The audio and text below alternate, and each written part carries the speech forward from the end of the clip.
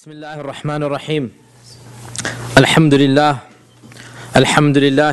Wassalatu wassalamu ala Rasulillah wa ala alihi wa sahbihi wa man walah. Amma ba'd.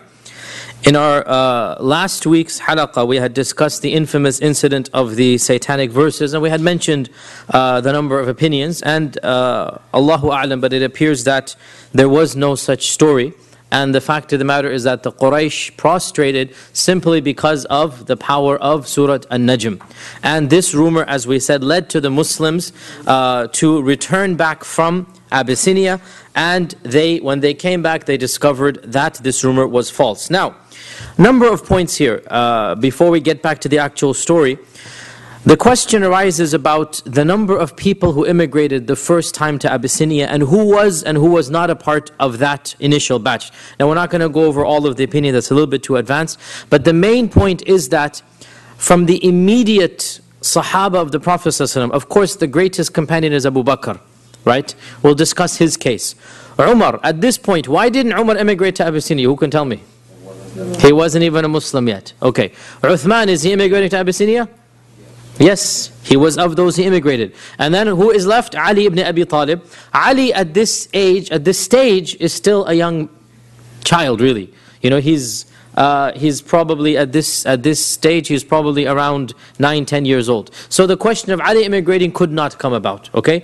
Therefore, out of the Sahaba, the only two, out of the four, let's say the main Sahaba, the only two who qualify are Abu Bakr and Uthman. Uthman immigrated. How about Abu Bakr? We didn't mention his story. The story of Abu Bakr. Abu Bakr initially decided to immigrate. And he decided to accompany Uthman and the people to go to Abyssinia.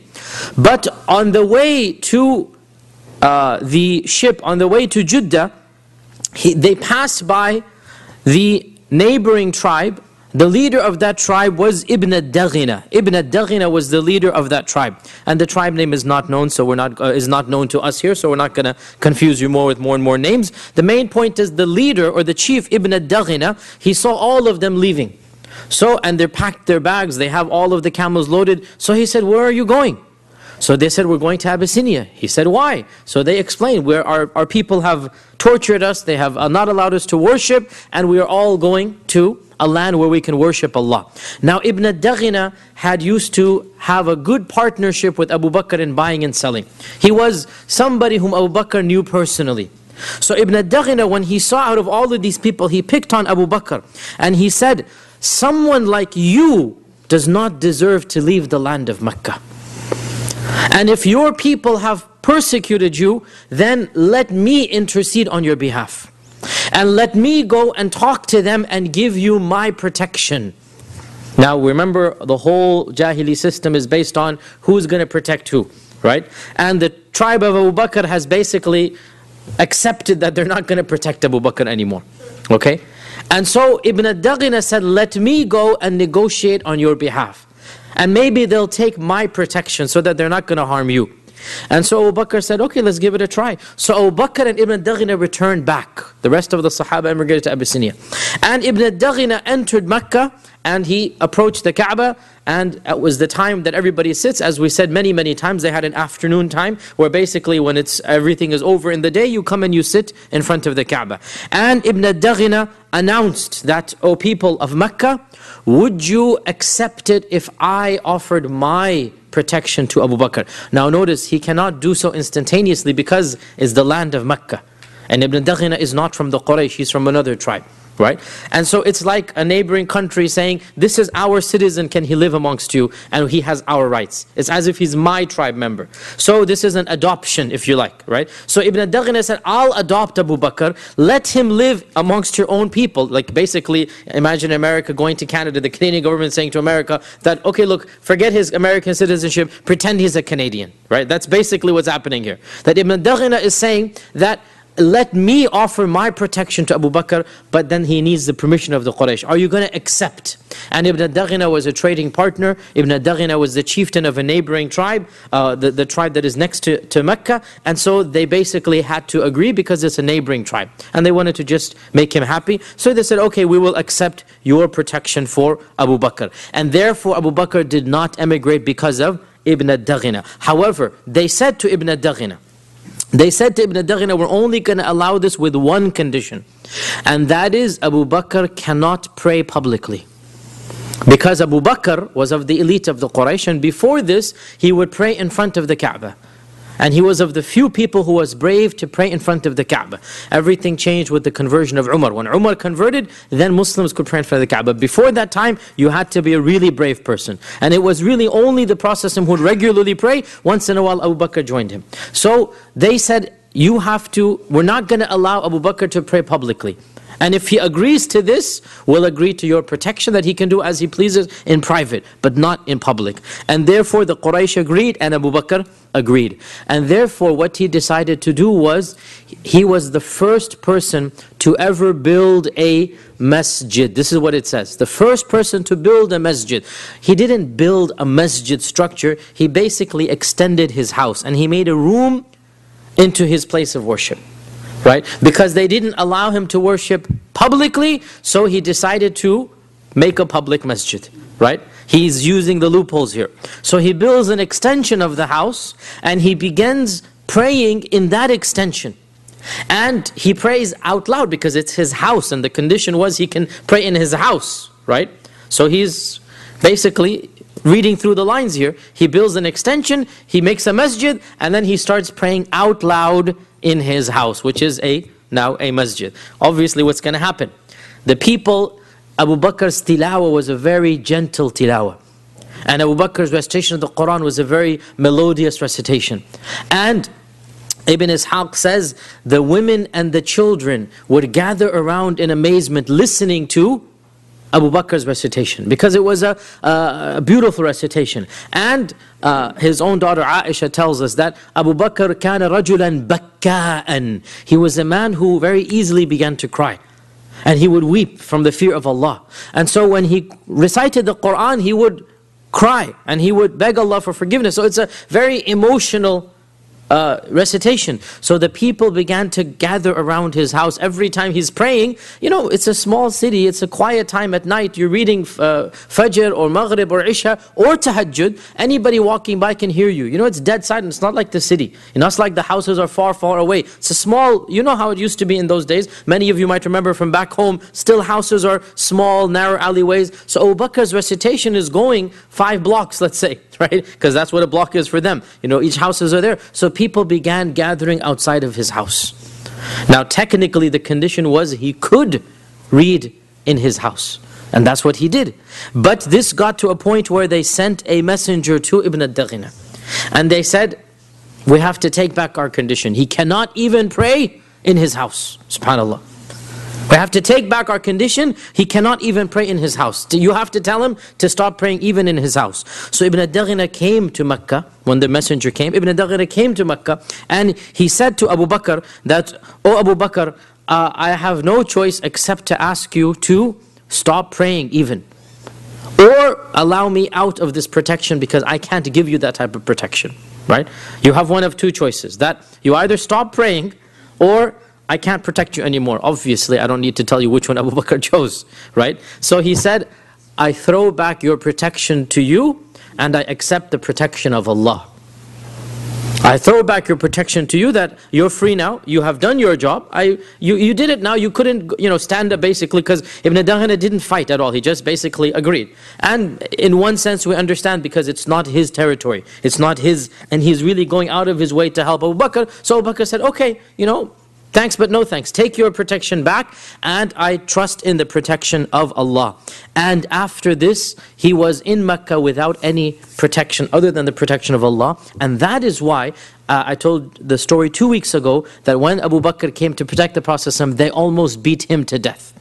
And nobody lifted a finger because he was not under anybody's protection. Right? Remember, I told you the story 2 weeks ago that somebody came and tried to choke the Prophet ﷺ. Abu Bakr came and pulled it out and I said, أَتَقْتُلُونَ رَجُلًا أَنْ يَقُولَ رَبِّيَ اللَّهِ. Are you going to kill a person just because he said Allah is my Lord?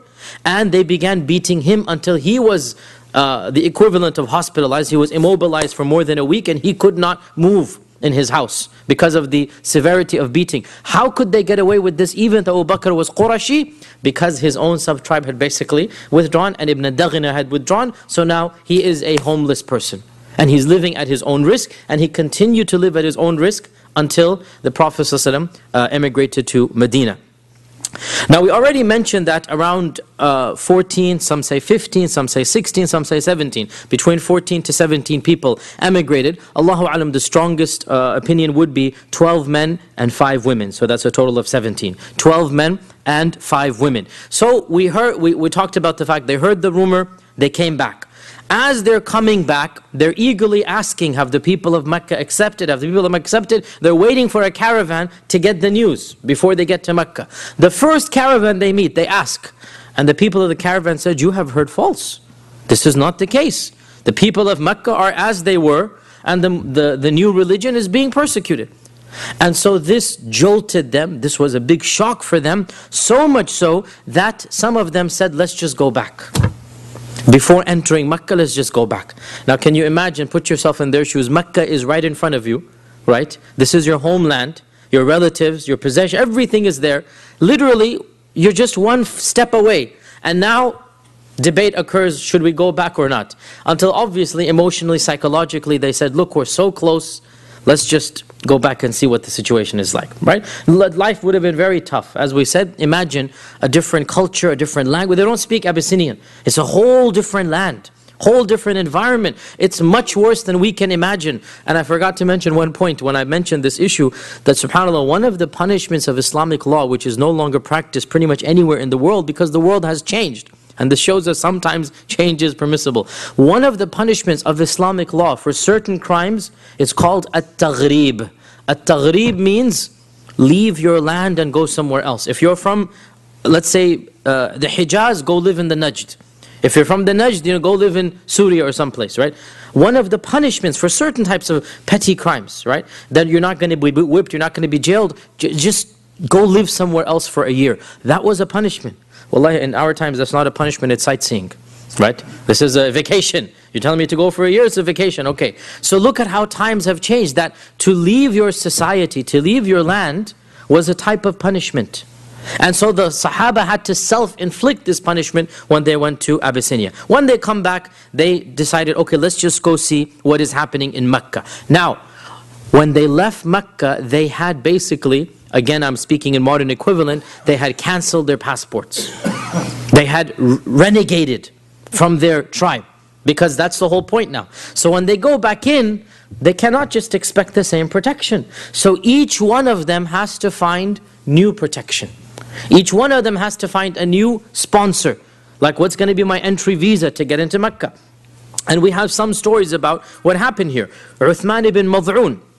Uthman ibn Mad'un, one of the famous Sahaba, and he has a lot of stories in the Seerah, and he died an early death in one of the battles of Shaheed.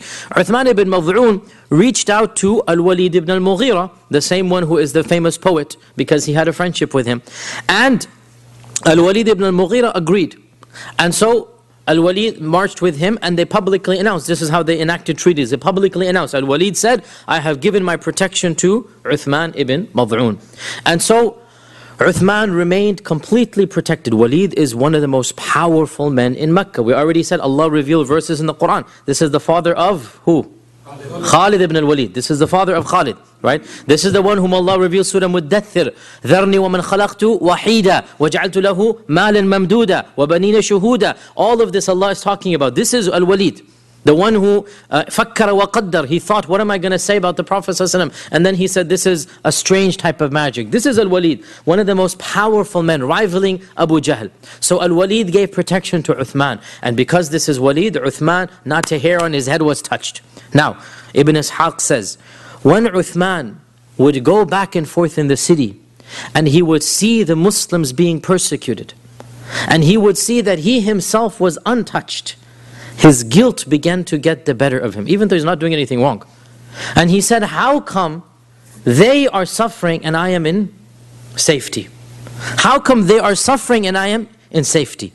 So one day he went to Al-Waleed ibn al-Mughira, and he said that, oh my uncle, Waleed is a senior man, elder man, oh my uncle, please take your protection back. Rudda alayya jiwarak. Your jiwar is called the protection. Just take back your jiwar. So Al-Waleed said, my nephew, what has happened? Has anybody harmed you? Have I not done my service? I mean, is there anything, why do you want to return? It's a very obviously big thing.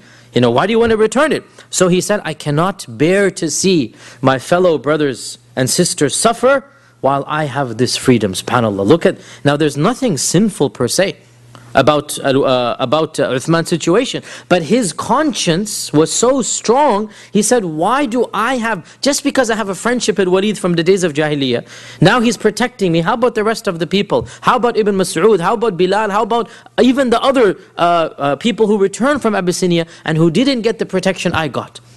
It's not fair. And so he voluntarily returned Al-Waleed's protection. And Al-Waleed came to the Kaaba and he said that, O people of Mecca, Uthman has asked that I return his protection to him.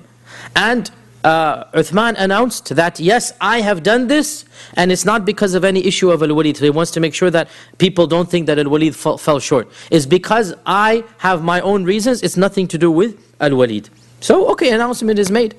They're not going to just jump and attack on him. I mean, okay, the announcement is made. Now he comes walking back, and he passes by a very famous poet who was visiting Makkah at the time. One of the most famous poets, so much so he is of the mu'allaqat, or he is of the poets who has written the most famous poetry in pre-Islam. And he is one of those poets who eventually accepted Islam. Eventually, right now he's not a Muslim. He's one of the few of the mighty poets, if you like, who eventually accepted Islam. His name is Labid. His name is Labid. And he passed by, and Labid was sitting on the majlis, and all the people of Quraysh were surrounded. The poetry, this is their entertainment, right? So Labid is reciting poetry. And Labid was not from the Quraysh, he was a visitor. They had invited him for their festival.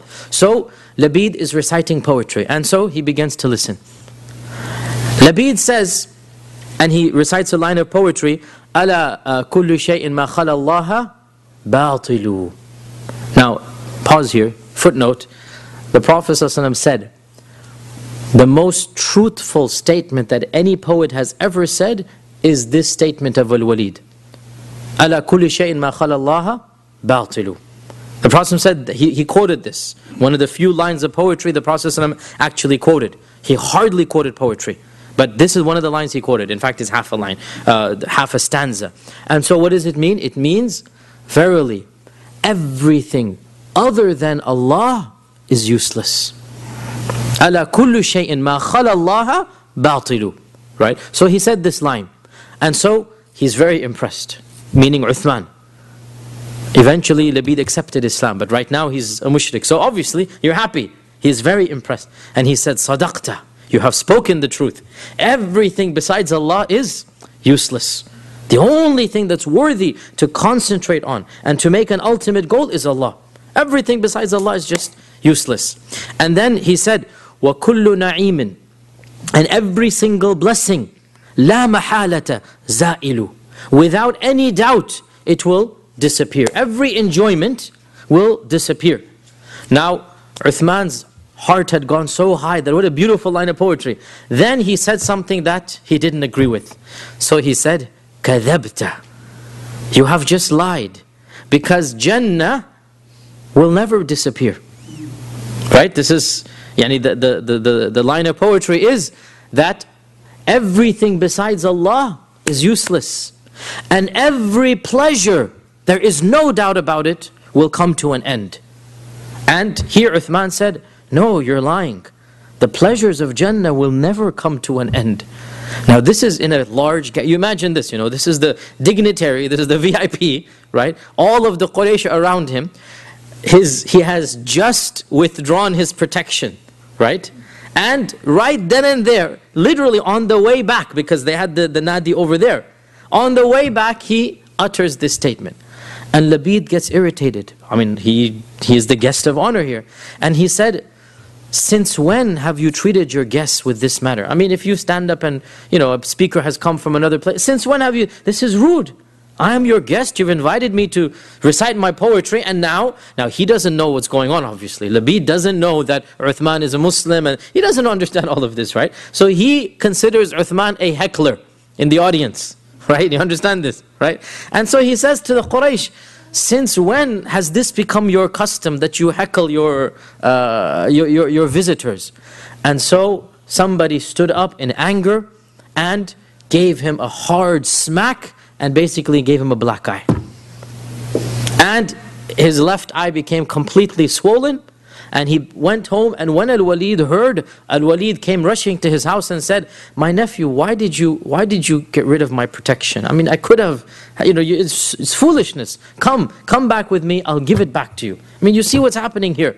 And so Uthman responds that, no, this is not a problem at all. Verily, and this is a classic line of Uthman, he said, verily, my other eye is now in need of the blessings that this eye has gotten. My other eye is jealous now. It needs to get the same thing as this eye. And he refused to get back under the protection of Al-Waleed. And this shows us that, subhanAllah, I mean, some of the Sahaba did get that protection. Some of them remained in it, right? And this shows us people are at different levels. And there's nothing wrong with those who remained, but some of them did not feel comfortable, and so they returned their protection. Of those who kept the protection is Abu Salama. Of course, Abu Salama is the husband of Salama. Abu Salama is going to die shortly, and the Prophet is going to marry Salama, right? So this is that Abu Salama. So Abu Salama returned back, because Abu Salama and Salama migrated first, and then they migrated again, as we're going to talk about. There were 2 migrations to Abyssinia, as we're going to talk about. So Abu Salama comes back. Abu Salama is actually a cousin of the Prophet ﷺ. But he's a cousin from his mother's side, not the father's side. So Abu Salama is not Banu Hashim. Abu Salama is actually Banu Makhzum. Banu Makhzum is Abu Jahl.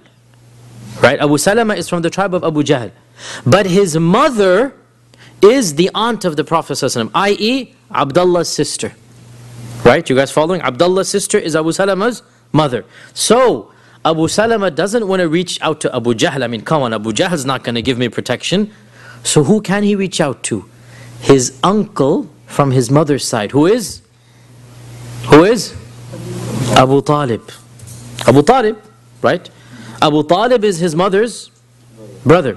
So he sends a message to Abu Talib that, look, can you basically sponsor me? Can you get me into your tribe? Basically protection. So Abu Talib said, of course, yes. Now, what do you think Abu Jahl is going to do when he hears that somebody else has taken one of his tribe members? Who do you think you are? So a delegation comes from Banu Makhzum to the house of Abu Talib again. You're interfering in our politics. This is our guy, right? Who do you think you are to offer him protection? Because it's a matter of honor, it's a matter of snubbing their nose, basically, right? And so Abu Jahl and others, they get angry at Abu Talib. And Abu Talib said, well, if I'm going to give protection to one nephew, meaning the Prophet Muhammad ﷺ, why can't I give protection to the other nephew? Meaning Abu Salama. I mean, if I'm going to protect one, why can't I protect the other? And so they were not going to budge, and they surrounded his house, and an argument broke out. And then Allah brought about a solution from a source we would never expect. Abu Lahab. Abu Lahab stood up and he said, have you not irritated this old man enough? I mean, Abu Talib is a senior figure. He's an elderly person. Abu Lahab is now feeling compassion for his brother, not because he loves the Prophet ﷺ, but just as a brother. Because after all, they are brothers, And so he stood up and he said, have you not irritated this old man enough? Let him be, utrukuhu. Come on, let him be. How much are you going to pester this guy? Let him be. For wallahi, if you're going to continue, then I'm going to have to force my side. I'm going to choose him. This is Abu Lahab speaking, right? And he's not speaking out of a love for Islam. He's speaking out of his love for his tribe and the protection of his chieftain, right? And as we said, that type of love is not going to help you in Islam. Even Abu Talib loved the Prophet ﷺ, but not a religious love. It was a love of uncle. It was a love of a fatherly figure. It was a love of a fellow Hashemite. But it was not a religious love that we have for our Messenger ﷺ. He didn't have that religious love. He had a paternal love. And that love is not going to necessarily save you from the punishment of Allah subhanahu wa ta'ala, even though it helped a little bit for Abu Talib's case. So Abu Lahab stood up and defended against Abu Jahl. Can you imagine the amazing scene here, right? And Allah subhanahu wa ta'ala chooses whomever He chooses to help this religion. Somebody like Abu Lahab, there have been more than one time where he's done small things that have brought some benefit to Islam, even though he didn't do it for the sake of Islam. And Our Prophet ﷺ said in Medina many years later, he said, verily, Allah can help this religion from a kafir, from a pagan. Allah can help, Allah will help, sorry, is a better translation. Innallaha la yu'ayyidu hadha ad-din. Allah sometimes helps this religion from a person who's not even a believer of it. And these types of incidents, they demonstrate the truth of what the Prophet ﷺ said. So the point being that the situation in Mecca remained status quo. It didn't change at all. And the Quraysh continued to persecute the Muslims. And so the initial batch that had immigrated from Abyssinia came together and decided, what do we do now? And the bulk of them said, let's go back. It was a mistake to come back. Now let us go back. But in the meantime, they had stayed in Mecca 2-3 weeks. And the news spread amongst all of the Muslims about how good life was in Abyssinia, at least in terms of physical harm. Yes, it was difficult culturally and language and climate, but not hostile. And you know, at the end of the day, you know, if you're living, as we said, the two best blessings that Allah gives, الَّذِي أَطْعَمَهُم مِّن جُوعٍ وَآمَنَهُم مِّن خَوْفٍ, right? These are the biggest blessings that Allah gives after Iman. And they had that in Abyssinia. They had food and they had safety. These are the best blessings. And so when they heard this, a large percentage of Muslims, we don't know how many Muslims were in Mecca at the time, there were no census, but it is probably correct to say that at least 30-40% of the Muslims of Mecca, if not 50%, decided to immigrate. Now that's a huge number, right? Yani half of your people are now leaving. Half of the Muslims are leaving. It's a huge number. And so, it is as if, and this is my opinion and Allah knows best, the wisdom why Allah allowed these early Muslims to come back only to return was so that the bulk of the Muslims, or a large group of Muslims, would then be convinced to travel to Abyssinia. Because as we all know, the number one way to be convinced is what? Word of mouth. It's the number one way to actually be convinced. My friend told me, right? That's the number one way. And there was no other way that so many Muslims would have emigrated to Abyssinia. No way. Unless Allah allowed the very Muslims who benefited to come back, tell the people status quo, and then people were convinced. And so, for the second immigration, more than 80 Muslims emigrated. That's more than quadruple the number that went the first time.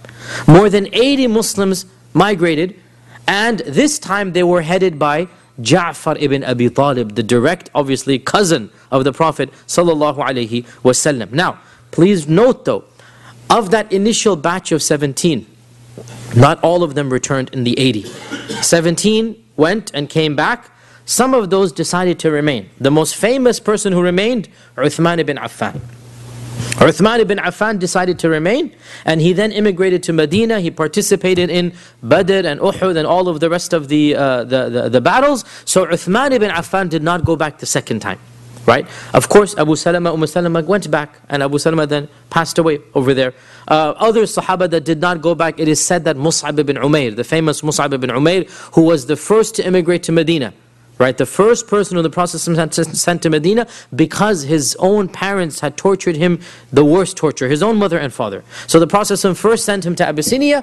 Then when he came back, he decided that he wanted to stay with the Prophet. So he stayed with the Prophet, but then within 3 years, before the immigration that he himself did, the Prophet, he sent Mus'ab. As soon as the first batch of Muslims accepted Islam, the Prophet said to Mus'ab, go to Medina and you can live there. So Mus'ab also did not return to Abyssinia. Other Sahaba as well, some of them returned, some of them didn't. Now, when over 80 people, and Mecca at this time probably had only a few hundred people in it, right? So 80 people in Mecca represents more than 15%, 20% of the people of Mecca. It's a percentage of the city. Remember, Mecca is not a thriving metropolis. It is composed of, and I said this way back in the beginning, when we say tribe, don't think 1,000 people. Think more like 10. Look at the Banu Hashim. There were 10 brothers, right? There were 10 brothers, the descendants of Abdul Muttalib. That's all they were, 10 brothers. So don't think of like massive. No, these are small sub-tribes. And there's only 6 or 7 sub-tribes of the Quraysh. So you do the math. Again, we don't have census records, but there were for sure, there were not more than 1,000 people in Mecca. For sure. And that's if there were 1,000. Most likely there were even 600, 500. Out of that, 80 are migrating. I mean, that's like more than 10% of your population, right? And it's a big embarrassment that your own people are leaving. This is unprecedented in all of Arabia. You never have your own tribesmen migrate out of your tribe. It's a huge embarrassment. And this is the Quraysh, the one that is the strongest tribe, the most elite, the most protective, the custodians of the Haram. And now they have 10-15% of their own tribespeople emigrate. This is a shame. And they cannot bear this. And so when they immigrated to Abyssinia, now the Quraysh decided, we cannot allow this immigration, we need to stop it. We need to stop it. So what did they do? They decided to send 2 people to Abyssinia and appeal directly to the Najashi. Najashi is the title of the person who rules Abyssinia. Like Caesar is the title of the ruler of Rome. Like Pharaoh is the title of the ruler of Egypt. This is not the name. Najashi is not his name. And in fact, his name was Ashuma. His name was Ashuma.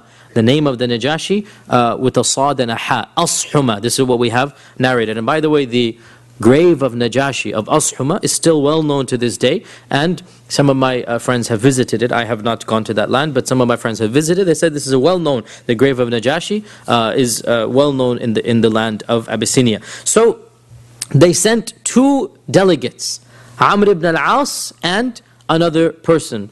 Scholars have differed who that second person was. Amr ibn al-As, for those of you who know who he is, you know who he is. Those who don't know who he was a very intelligent and shrewd politician. And when he accepted Islam, he retained that know-how of how to rule. And he became Muawiyah's main advisor, Amr ibn al-As. And of course he's a companion, so we say nothing but good about him. But at this stage he's not a Muslim, obviously. And he was a very cunning person at this stage. Later on, Iman came, and so alhamdulillah, he accepted Islam. And as a Sahabi, we say nothing but good of him. But he had that mind of a politician. And he had that blood in him. He had that prestige of being a ruler in him. This is Amr ibn al-As here. So Amr ibn al-As was sent by the Quraysh because they know who he is. And they sent one more person with him. So they traveled all the way to Abyssinia. Now, Salama, who was to become our mother, Salama has left us many reports about life in Abyssinia and about the details. And alhamdulillah, we thank Allah for this because she's the main reporter of the events of Abyssinia.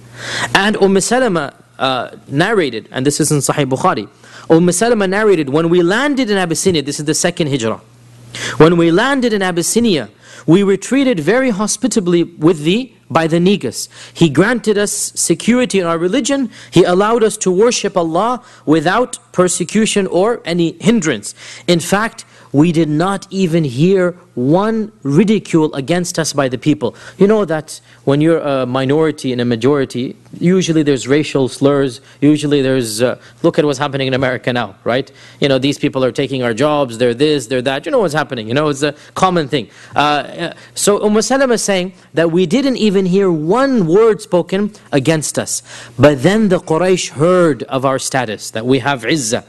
And so they plotted against us, and they decided to send 2 strong men. By strong she meant people who would do their job, not physically strong. That 2 strong men.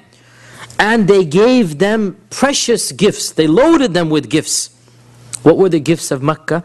Primarily leather skins. Mecca was known for a special type of camel leather, which was obviously, I mean, you're not going to get that type of leather in Abyssinia. And so Mecca was very well known for exporting. The main export of Mecca was that type of leather. The main export of Medina always was dates. So they sent all of these luxurious camel skins and many other gifts, and the 2 dignitaries, emissaries, arrived in Abyssinia. The first thing that they did was they went to all of the viziers, the ministers of Najashi, and they gave each of them expensive gifts and leather. Basically bribed them. They gave each of them expensive gifts and leather. And they said to them that we have in your midst a group of renegades and rebels. And we will speak to the Najashi tomorrow about their case, and we want you to hand them back to us and support us in this cause. So basically this is open bribery. Okay, this is open bribery. And so make sure that you help us out in this regard. When we give the Negus his gifts, remember our gifts to you, because they're going to bribe the Negus tomorrow. And subhanAllah, look at the hatred really of the Quraysh here, that they can't even bear to see the Muslims live in a foreign land. It affects them that they have so much freedom. So the next day they approached the Negus and they said, some foolish youth from amongst our nation have emigrated to your country. They have left our religion and they have not embraced your religion. They've invented a new religion. They have left our religion and they have neither embraced your religion nor any of the other religions that we are aware of. And the leaders of our community have sent us to you in order that you hand these young foolish people back to us so that we can deal with them, because we are more knowledgeable of their faults than anybody else. And so they presented the Negus with lots of fine gifts and incense, and they presented him with all of these leather goods. And subhanAllah, this is the reality of, in our times we call this lobbying basically, right? In our times we call this lobbying, that you go and you give politicians money. And when you give them money for their campaigns, for their funds, and this is perfectly legal in this land, as you know. It's perfectly legal. In fact, that's the way the system works, right? And subhanAllah, just as a comment here, it's not directly related to the seerah, it's a comment here. SubhanAllah, our religion is so perfect that our Prophet ﷺ, before all of this modern system came about, our Prophet ﷺ strictly forbade what we now call lobbying. Strictly, with the most harshest words. You're not allowed to give a public servant money. You're not allowed to. In our religion, I'm talking about in an Islamic state, we're not allowed to give the employees of the state any money at all. Their money comes from the treasury, from the state, because they're employees. They have no right to get any money from you, because that is going to sway them from their job, right? This is basically the essence of bribery. And subhanAllah, in this land, this is not called bribery, it's called lobbying. It's completely legit. Even though, and this is the irony here, if you pay them money directly to their pocket, this is bribery. But if you pay to their campaign, this is, or you pay something else, this is lobbying. And they just have their ways around it. You all know the famous hadith of the Prophet that he appointed somebody to go collect zakat, right? And the zakat collector came back and he said, all of this is for you, and I was given a gift of something small. This is my gift, right? This is my lobbying I got. The Prophet ﷺ became so enraged that he stood up and he called the people to come to the masjid, and he gave a khutbah in the middle of the day, not on Friday. He gave a khutbah about this, and he said, what is wrong with some of you? He didn't mention the person name because he never did that. What is wrong with some of you that we appoint him to do a job and we pay his salary, and then he comes back and he says, this is for you and this gift is for me. And then the Prophet said something that is very, very blunt, but it shows how angry he was. Why didn't this man sit in his mother's house and see if a gift would then come to him? This is wallahi the essence of Islamic political science.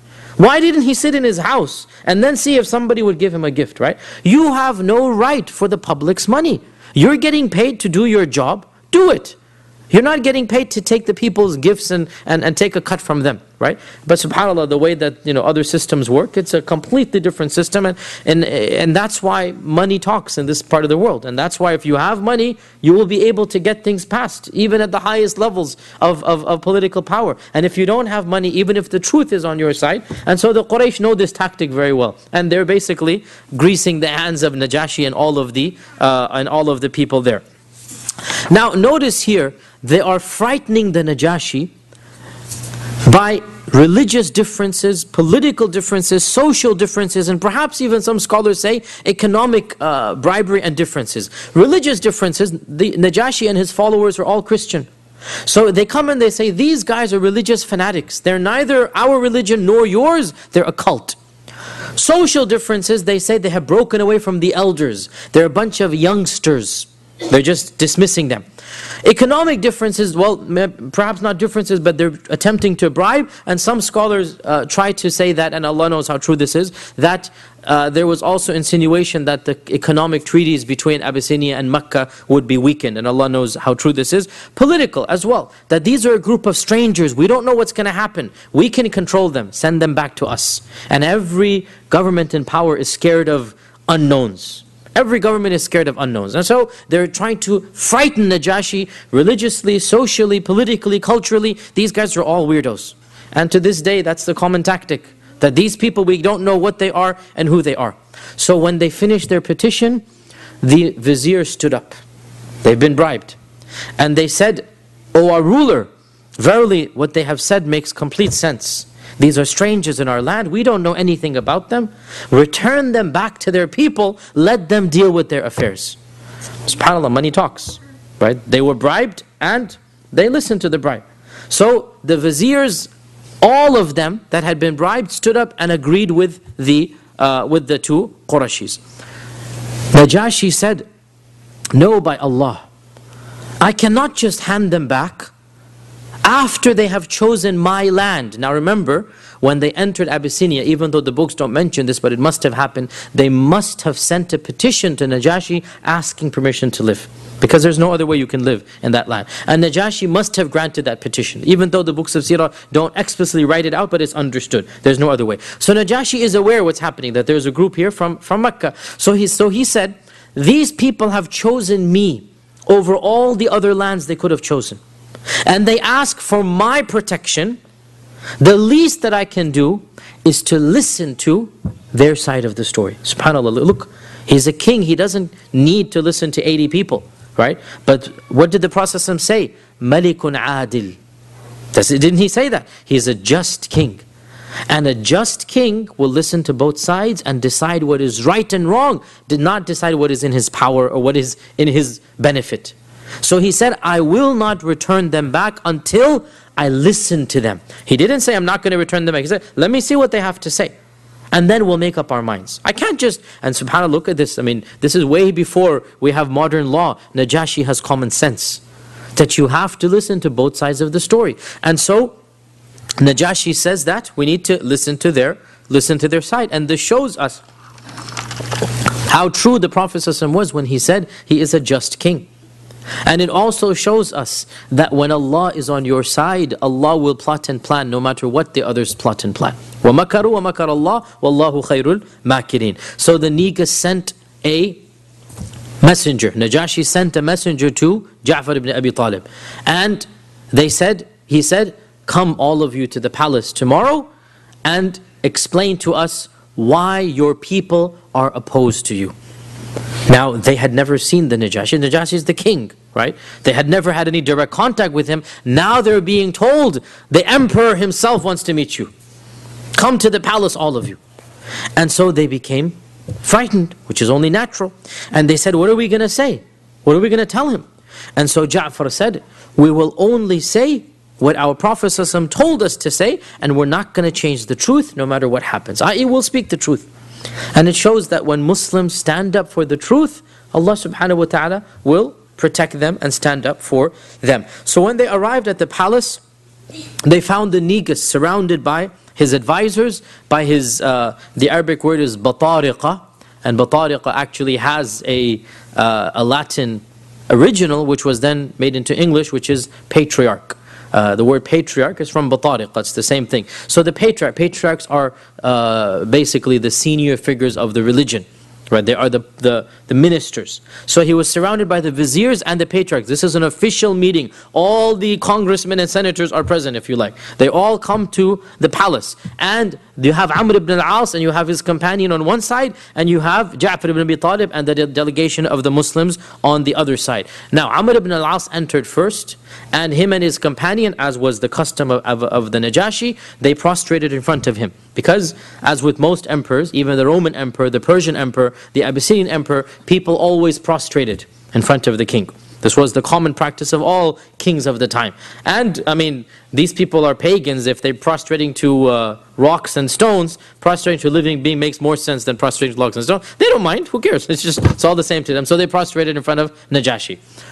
Ja'far ibn Abi Talib entered. And he walked in erect, firm. And he did not lower his head 1 inch. The minister said, "How dare you walk in without prostrating to the Najashi?" And subhanallah, this was at a time where their life hangs in the balance. Their future in Abyssinia hangs in the balance. But they have a principle. And that principle is, we cannot worship other than Allah, and we cannot bow our heads to other than Allah. This is not issue of compromise here. We can't change that. And they're coming at a state of weakness. This is not a state of strength, right? But they're not going to compromise their iman. And so Ja'far says, our Prophet ﷺ has told us that we can only prostrate to our Lord. This is our religion. We can only prostrate to our Lord.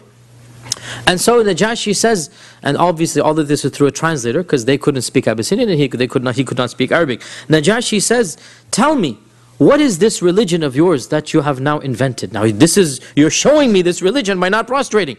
What is this new religion that you have invented? And what is the matter that you have forsaken the religion of your people and you haven't embraced my religion, nor have you embraced the other religions on earth?"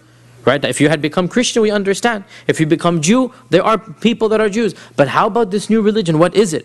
And so Ja'far gave that eloquent response that all of you have read and have heard so many times. It is wallahi the pinnacle of eloquence, and it shows us why the Prophet ﷺ chose Ja'far to be the leader.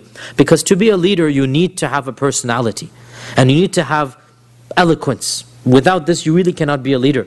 And Ja'far had both, and that's why Ja'far marches in firm. He's not going to bow his head down. Had it been others, maybe they would have collapsed under the pressure. Not Ja'far.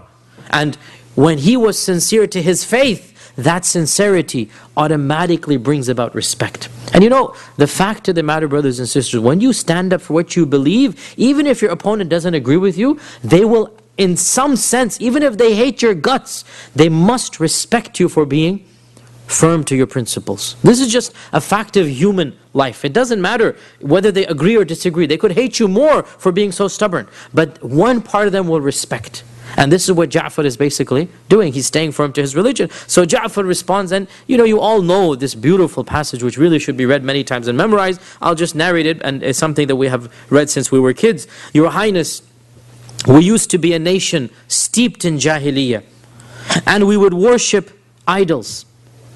And we would eat this dead meat. If an animal dies, we'll eat it. Now, of course, the people of Abyssinia are Christians, right? And they have some sense of ethics and morality. And they have some civilization. They have structure, they have buildings, they have society, they have morals. Mecca, as we said over and over again, really and truly was just completely backward.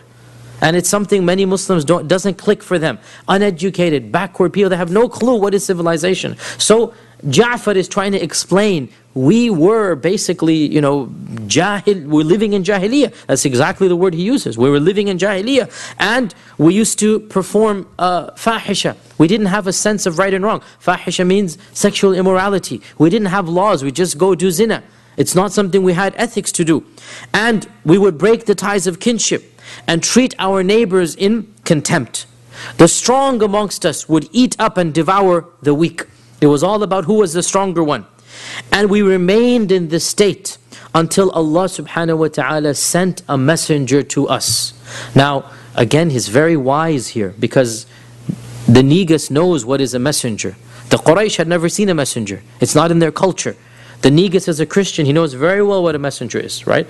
And the whole speech of Ja'far shows that he understands the psychology of Negus.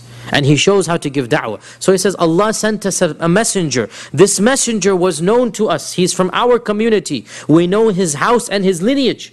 And we know his truthfulness. And he never spoke one lie in his life. And he invited us to believe in one God alone. This is the religion of Christianity and Judaism, monotheism.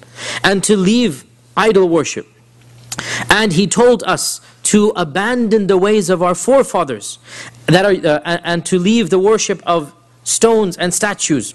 And He commanded us to be true when we speak, and to fulfill our promises, and to fulfill the ties of kinship. He told us to be good to our neighbors, and He commanded us to avoid all evils. He told us to not spill blood, to give true testimony. He forbade us from eating the property of orphans. He forbade us from accusing others of adultery. And He commanded us to worship Allah alone without associating anything with Him. He told us to pray and to fast and to give charity. So we believed in Him, and we followed Him, and we had faith in Him. And we worshipped Allah alone, and we gave up worshipping idols. And we forbade upon ourselves everything that He told us to forbade. And we made permissible all that He allowed for us. But our people opposed us, and they showed hatred towards us, and they tortured us, and they punished us, and they tried to force us back into idol worship. And they were unjust to us, and they made life miserable, and they prevented us from being who we were. So when they did this, we emigrated to your land, and we chose you above all other rulers, and we wished to come under your generosity and hospitality, and we put our trust in you that we would not be shown injustice in your land, O exalted highness. Now, the whole speech is, you couldn't have invented a better one if you had the imagination and the time to do so. And He did it on the spur of the moment, right? He appeals to the emotions, the justice, the generosity, the common sense, the religion of the Negus. He puts instantaneously Himself in the positive and the two emissaries in the negative. In a 5-minute speech, the whole table has turned. Even the Arabic is eloquent. And this shows us why the Prophet ﷺ chose Ja'far ibn Abi Talib. And again, the point of praising Najashi and praising the intelligence and wisdom of Najashi, subhanAllah, it shows you need to appeal to the court of Najashi. And so this speech swayed Najashi, and it moved him. And he said to the Muslims, do you have any revelation that this Prophet says he has? Do you have any speech that he says that Allah gave to him? So Ja'far said, yes, I do. And so he said, recite it for me. And so Ja'far ibn Abi Talib recited the beginning few pages of Surah Maryam. And even in this, of course, I mean, it's obvious the choice here. Could have chosen a million surahs. Well, I'm not a million, but you get my point. Could have chosen so many surahs. But he chose the one surah that talks about the virgin birth, talks about Mary, talks about Jesus. Beautiful. And again, can you imagine the voice of Ja'far booming in the halls of Najashi, reciting Qur'an in that beautiful melodious voice? All of the priests and ministers, all of the elite people are hushed and humbled, and the walls of the palace are reverberating with that tilawa, which must have gone on for at least 10 minutes, 15 minutes. Do the math, as they say. 3.5 pages of Surah Maryam would be the story of Jesus, right? And he's reciting all of it. It's not just a 1-minute thing here. Imagine, again, put yourself in that shoes for 15 minutes. Beautiful tilawa. And obviously, it is said, Ibn Ishaq himself says this, that even the Batariqa, even the patriarchs, without even understanding what was being recited, they were moved to tears. I mean, this is the Qur'an. And we believe the Qur'an has this impact. And so even the patriarchs were moved to tears. And Najashi himself began to cry. When it was translated to him, he too began to cry. And then he said, I swear by God, this recitation, this tilawa, and the messages of Moses and Jesus have sprung forth from the same fountain. This is the same source. And he spoke to the two emissaries and said, go away from me, because I'm not going to hand these people over to you, and I'm not even going to think about it, basically. Don't even think about handing these people back. So Amr ibn al-As and his companion exited in humiliation, and as they were leaving, Amr whispered over to his companion and said, don't give up yet. I have one final trick. Tomorrow, I will come back and bring one final trick out of my hat. His companion said, now his companion, some people say it was Abdullah ibn Abi Rabi'a, others say it was his cousin Umar ibn al-Waleed. Allahu alam who it was. There's a little bit of a difference who the companion was. His companion was the more gentle of the two, and his companion said, leave it, ya Amr. Khalas, leave it. Yani we tried, we failed. Because look, even if we don't agree with them, in the end, they are our relatives. I mean, realize this is your cousin, your brothers, your uncles, your nephews. They are our relatives. I mean, leave it alone from now. But this is Amr ibn al-As, and at this time he's not a Muslim. So Amr said that no, one more attempt, just wait tomorrow. So the next day, they sought permission again. And the Niga said, what do you want? We already decided. Yani you're not going to get them back. And so Amr said that, oh, Holy Emperor, we forgot to mention to you one thing, that they say something blasphemous about the God that you worship, Jesus Christ. They didn't tell you that bit. Go ask them what they believe about Jesus Christ. Now, what is blasphemous? He's not the Son of God. Right? This is blasphemous because it's not Christianity. And so, Najashi is now interested, like, what is this? So Najashi sent the emissary again on the next day and said, come immediately to the palace. Come immediately to the palace. We're waiting for you now. We want to know what your position is on Jesus Christ. At this, the Sahaba were struck with terror much more than they were on the day before. Because now, this is like, come right now. And they know this is now Amr's doing, because what else is going to happen now, you know? And so, once again, they say, what are we going to say, Ya Ja'far?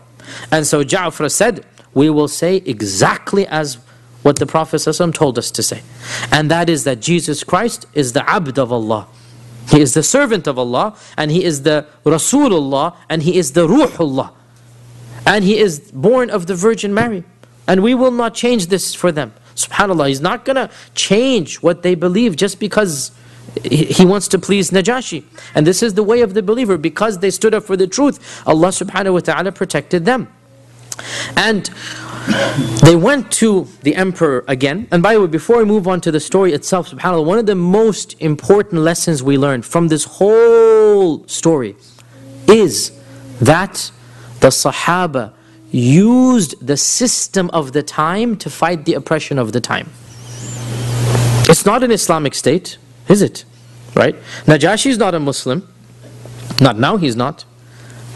And they are being charged, if you like, in a manner of the system of Najashi. And I say this because we have some people still left. You know, honestly, pre-9/11 there were much more. Post-9/11, most of these scholars have had to wake up and smell the coffee. And I speak as being a part of that group that used to say similar things many, many years ago. This ultra-conservative vision of Islam that's not going to be realistic or practical. There are still people who say you're not allowed to be a part of the system. You're not allowed to be a part of the democratic process. You're not allowed to do this and that. There are still some minority of scholars who say this. Before, for those of you who were active in the past, this used to be much more common. And it was very common to hear, ask the fatwa, is it halal or haram to vote? Right? Now here we find that Ja'far ibn Abi Talib is using the system of the land to fight against oppression and to fight for his freedom. Is he not? Right? And nobody is saying, oh, hold on a sec, the ways of Najashi are the ways of kufr. These are democracy or this or that. No, you have no choice. This is the way you need to fight for the truth. And you have to use the resources given to you. And the land, whatever system it has, you use it. And Ja'far had no qualms using the system. So we will do the same thing in this land. We will fight against oppression through the courts, through the media, through the public pressure. The same opportunities that everybody has, we too have them. And we must do so like Ja'far ibn Abi Talib did. Ja'far used his opportunities, we need to use our opportunities. And therefore, Ja'far ibn Abi Talib said that we're not going to change the truth. And so they come back to the Najashi, and Najashi is a bit irritated. And he asks them, what is this that I have heard, that you have a blasphemous opinion about Jesus Christ? So Ja'far said, Your Royal Highness, we say exactly what our Prophet said. Now notice he said this phrase multiple times. And this also shows us that he's trying to impress upon the Najashi, I am remaining firm to my principles. This is what I believe. And he's quoting what is an evidence for him, and Najashi should understand that it is an evidence for him. And we should also not be embarrassed to say the same thing. Why do your women wear hijab? Because our God told them to do so. Why do you pray 5 times a day? Because our book tells us to do so.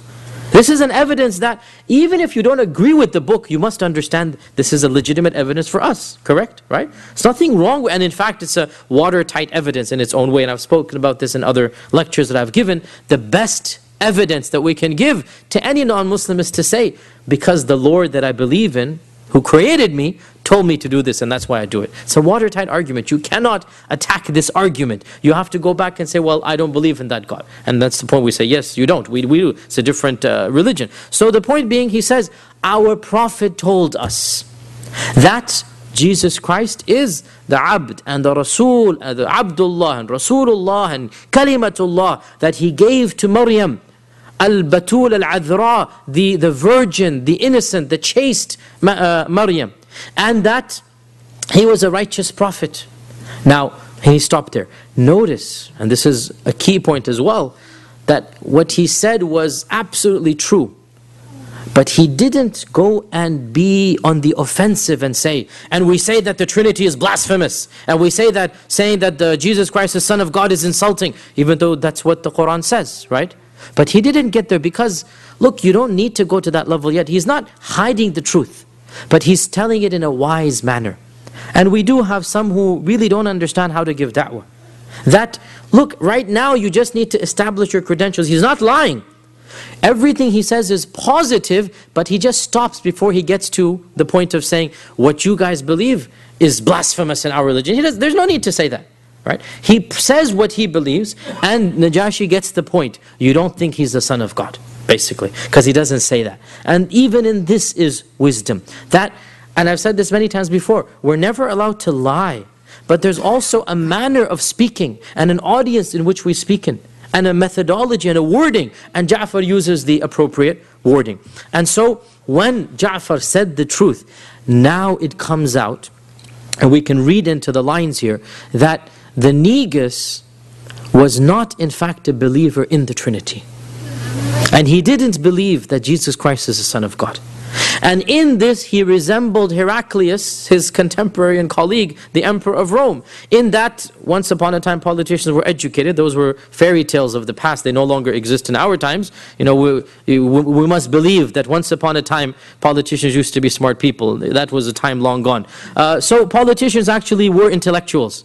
And both the Najashi and Heraclius believed in versions of Christianity that their own priests did not believe. And so when Ja'far speaks the truth, Najashi is even more impressed. Because this is what he himself has been believing all this time.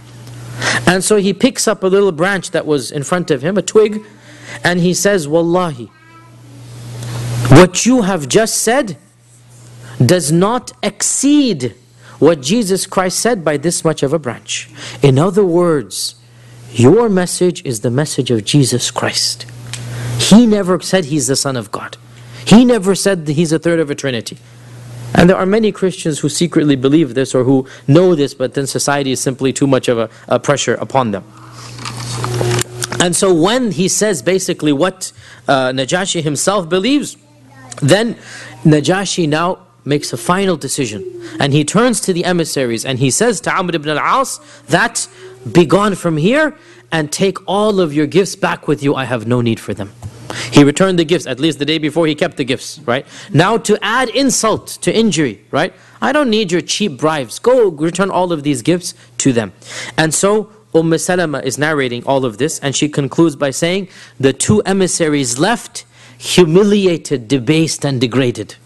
Khalas, that's like, they've lost everything. Having been returned the gifts that they had come laden with, all that they came with, they went back with. And this is, really, it's a slap in the face, because gifts are typically accepted, right? And the day before, had they left, the gifts would have been there. But now, every gift, even the minister's gifts, was returned. Nobody's allowed to take anything from them. And we remained in the land, receiving the best hospitality and the most neighborly treatment until we finally returned to the Prophet ﷺ in Mecca. A few more points, inshallah we'll go for another 10 minutes and then stop for Isha, because we need to finish the story of Najashi. Now, when Najashi said this, that he picked up the twig and he said, Jesus Christ never said anything more than this, rumors spread that Najashi has become a heretic. He has abandoned the religion of our forefathers. Najashi has become a heretic. And so the ministers, and you know how politicians are, I mean, there's always internal battles, and a lot of people, there's always inner struggles and inner cores. So another group began to speak against the Najashi privately. And they began to taint him that he's not Christian enough. And he has heretical beliefs. And there was a possibility of a coup d'etat. And Najashi is aware of what's happening. He has his own sympathizers telling him. And so one day, he decided to confront that batch of instigators. And he wrote on a parchment, in his own language, Ashhadu an la ilaha illallah. That I bear witness that, la ilaha illallah, and that Isa is the Ruhullah, and the Kalimatullah, and the Abdullah. He's a Christian, this is what he believes, right? And this is what we believe. And he put this parchment inside his robe. You know, he's wearing all of this fine robe. He put it inside his robe. And then he calls these instigators and he brings them into his private chambers. And he says, what is your problem with me? What is the matter? Have I not been a good king to you? They said, yes. Have I not been a just ruler? They said, yes. Have I not improved the situation, this economically, whatever? And overall, everybody loved Najashi. Overall, he was one of the better kings. They said, yes. So he said, what is your problem with me? Come out with it. Tell me, what is your problem? And he knows because of his own sympathizers. So they finally come out and they say, you have abandoned our religion. And you have heretical beliefs. So he asked them, what do you say? What do you believe? And so they say, we believe that Jesus Christ is the Son of God, He's our Lord, He's our Savior, He's the third of the Trinity, etc. Basically, Christianity. And so Najashi said, and I swear by Allah that this, and he pointed to the piece of paper which was on his heart, that this is exactly what I believe. And he left it at that. Now this is, of course, tawriyah, complete double meaning, completely, he said something which is true, right? But the way they understood it is completely different, right? I swear by Allah, this is what I believe. And by this he means what is in the parchment that is next to my heart, right? And so when he swore by Allah that this is what they believe, that he believes, the Christians were satisfied. Because of course what he had said before was, I agree with you, O Muslims, that Jesus Christ is not the Son of God, basically, right? And so when he said this, that internal struggle stopped. It is mentioned that before he had this meeting, he sent a messenger, secret messenger to the Muslims. And he said to them that I am having issues and problems, and it is possible that I will be killed soon. So this was a major issue, right? And if you hear news of my death, I have instructed one of my ships to be at such and such a place. As soon as you hear that I have been killed, go to that place, that ship will be yours with its captain. Go wherever you please. But he actually won the battle, and so that plan was not needed. But look at how much iman he had, and look at where he has thinking about the Muslims. And Al-Bayhaqi narrates in his Sunan, in his Dala'il al-Nubuwah, that the Prophet ﷺ eventually wrote him a letter when he emigrated to Medina. The Prophet ﷺ wrote Najashi a letter, and he invited him to Islam. And Najashi wrote back to the Prophet ﷺ saying that, I am a Muslim, and I believe in you, and I believe in all that you say, and if you command me, Ya Rasulullah, I will come right now to Medina and serve you. If you command me, I will come right now to Medina and serve you. So Najashi publicly, well not publicly, privately to the Prophet ﷺ said that he is a Muslim. And there's only, I have tried to look as much as I can in the stories of the Seerah, for the stories of Abyssinia, because the Muslims lived there for more than 10 years. For more than 10 years the Muslims were in Abyssinia. In fact, for 12 years they were in Abyssinia. And unfortunately we don't have very many stories. There's one more story mentioned about the Muslims of Abyssinia, and that is a story that involves a pretender to the throne. Not an internal struggle within the palace. No, another force, another Abyssinian royal family was struggling with the Najashi and trying to seek power in the land. And matters began to get bigger and bigger. and it was all heading towards a civil war. And Salama narrates that we began to be scared that Najashi would be defeated and an enemy, our enemy or somebody else would be installed in his place. And we didn't know what to do. And we began making dua to Allah subhanahu wa ta'ala to help Najashi win and remain in power.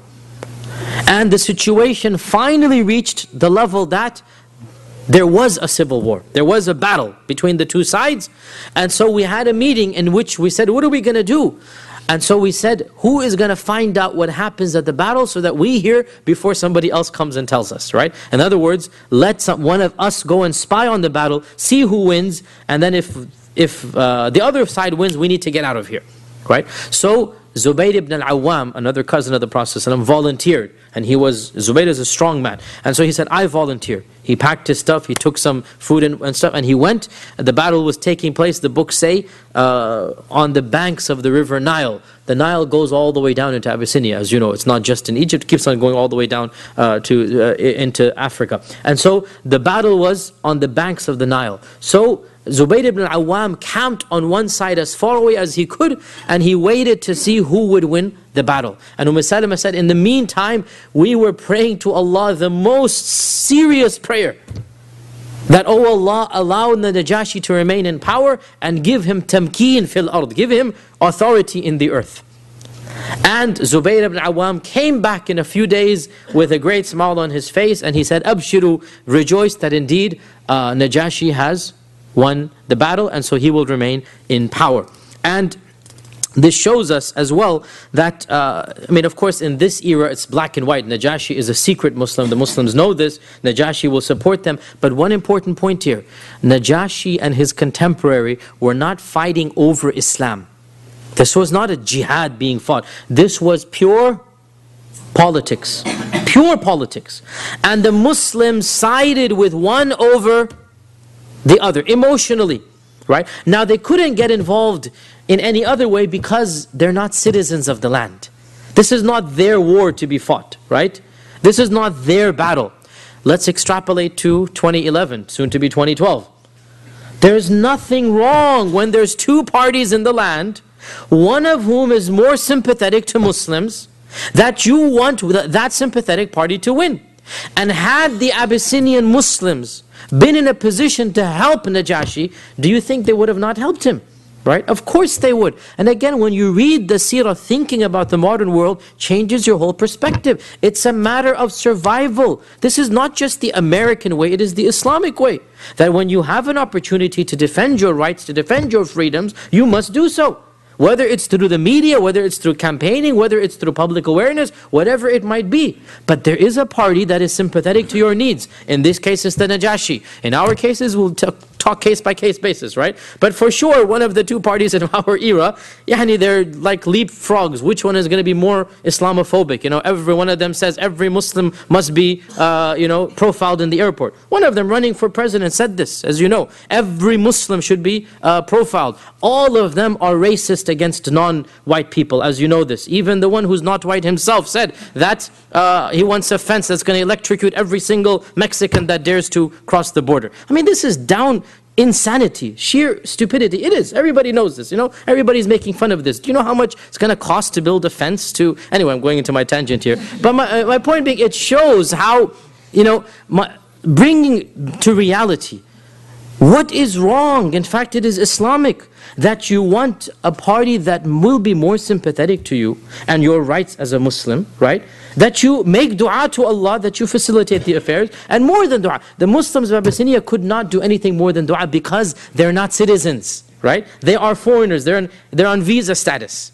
It's not their battle to be fought. What if they were citizens? What would they do? Would they just sit on their backs and do nothing? No. Salama said, we were never as terrified as we were when we heard that the Najashi might lose. So they are desperate to get their freedom.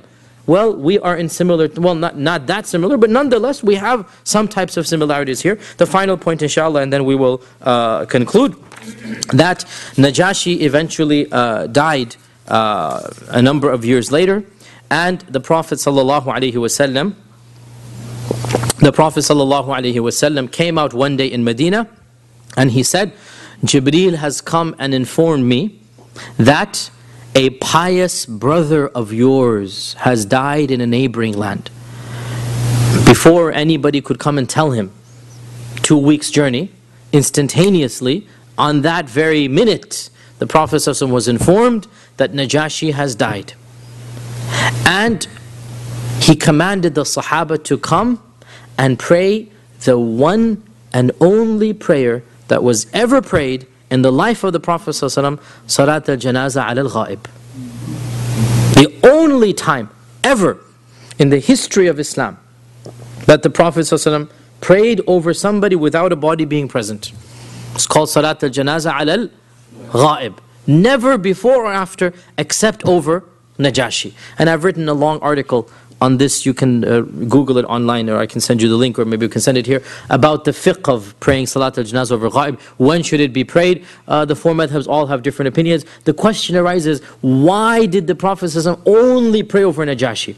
Was it because A, he was a famous person, so that anytime a famous person who helps Islam, let me say, a famous person who helps Islam, anytime a famous person who helps Islam dies, then the whole world should pay janazah al-ghaib over him?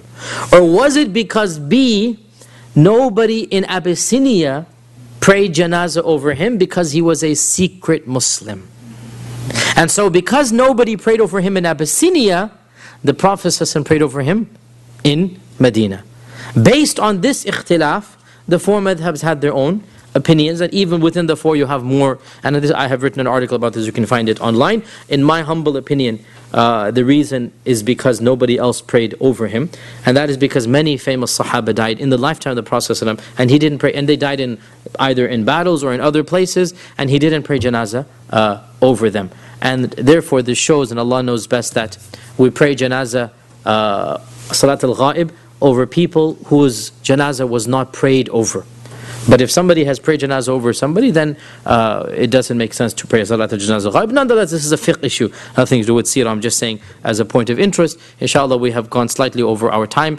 We'll take some questions next week, inshallah ta'ala. Just remember them and write them down. And there's an announcement to make, and inshallah I will see you all next week, inshallah, as well. So, go ahead. Yes? Can you just give a little bit about the 10th of Muharram and the fasting and all that, just around the corner? Very pertinent question. We're already running late. Inshallah, we'll do a short salah as well then. This is of course the month of Muharram, and it is the year 1433. And the month of Muharram is a very special month. It is a month that the Prophet ﷺ has said, it is the only month that the Prophet ﷺ has called it the month of Allah. The Prophet ﷺ said, Shahrullahil Muharram. Shahrullahil Muharram. There is no other month that has been ascribed to Allah. Shahrullahil Muharram. And Muharram was chosen by Umar ibn al-Khattab to be the first month of the calendar year. You all know that the calendar year was decided by Umar ibn al-Khattab in the 16th year of the Hijrah. The 16th year of the Hijrah, one of Abu Musa al-Ash'ari sent a letter to Umar, and he said to Umar that, "Oh Umar, Ya Amir al-Mu'mineen, your letter comes to us, but we don't know when it was written and when you want us to do something by. There's no dates, i.e. So please set for us a schedule or a calendar that we can implement the commands by." And so Umar said, this is a great idea. So he called a gathering of the Sahaba, and he asked them, when should we begin our numbering system? And there were many opinions at the birth of the Prophet, at the death of the Prophet, and at the Hijrah. And Ali said it should be at the Hijrah. Ali ibn Abi Talib suggested at the Hijrah. And he said because this was when Allah changed the situation of Islam from being persecuted to being protected, from being humiliated to being at a state of izzah. It's the Hijrah. That was when things changed. So let's make the Hijrah the first year. Okay, the Hijrah is the first year. What's the first month? Because they didn't have a, they don't have a first month, right?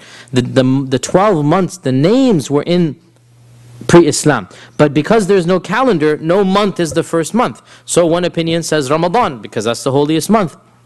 Another opinion says Rajab, because Rajab is the only of the 4 Ashhur al-Hurum that is by itself, right? Another says Dhul Qa'dah, another says, Shawwal. Shawwal, because that's the first No, sorry, Dhul Qa'dah. Dhul Qa'dah, Dhul Hijjah, Muharram. Another says Dhul Qa'dah because the 3 holy months, there's 4 holy months, Dhul Qa'dah, Dhul Hijjah, Muharram, and then Rajab by itself. Right? So one opinion was we choose Rajab, another opinion was we choose Dhul Qa'dah because that's the first of the 3. Another opinion was Dhul Hijjah because that's when the Hajj takes place, because there's lots of opinions now. Until finally, it was Umar as well who suggested, and others then agreed. Umar said, it shall be Muharram. Why? Scholars have differed, but the riwayah in my opinion is very clear. Later scholars have said because in Muharram, Nuh was saved with the ship and Musa was saved with Fir'aun. This is all valid, but that's not why Umar ibn al-Khattab chose it. He said very clearly, this is because the Hujjaj return home, and so basically a new life begins for the Hujjaj. It's a very interesting point here, right? Yani when you come back from Hajj, you turn over a new leaf, right? And so by Dhul Hijjah, when you're in Hajj, now you come home, that's when you change. So it should be when the Hujjaj return, and in those days most of the Sahaba would do Hajj, right? I mean, this is Mecca, Medina, it's not like America and Timbuktu, it's Mecca and Medina. Most of the Sahaba are going for Hajj every year. So every year should be like a new beginning, basically, right? And so Muharram should be chosen as the first of the year. Later scholars then tried to bring it back to the Hijrah, that the niyyah to make the Hijrah by the Prophet was actually formulated in Dhul Hijjah, and so the first month that was seen was the month of Muharram. But again, this is reading back. What Umar himself said makes the most sense. So I've gone into my tangent as usual, but inshallah you benefited with this. Muharram is a blessed month, it is a sacred month. Aisha said that I have never seen the Prophet ﷺ fast in any month other than Ramadan as much as Muharram. And the Prophet ﷺ said that fasting on the 10th of Muharram forgives the sins of the year before. Don't get confused, always the fast of the 9th and 10th of Dhul Hijjah, both years, back and forth. The 10th of Muharram is the year before. Only the year before, which is big enough. We're saying only, but the minor sins of the whole year. And on this day, as we know, Musa was saved from Fir'aun. Another version adds that Nuh's ship landed on Judi, on Mount Judi. Nuh's ship, Islam's ship, was saved on Judi, and Fir'aun was destroyed on this day. And as for the sad event that happened in Karbala on that day, it is a time of sadness, there's no question about it, but it has nothing to do with the 10th of Muharram being sacred. It was just a coincidence that it happened on that day, and our heart bleeds for the evil that happened, but it has nothing to do with the sacredness and sanctity of that day. That was made sacred before what happened at that instance. And so inshallah, I remind myself and all of you to fast on the 10th of Muharram if it is possible to do.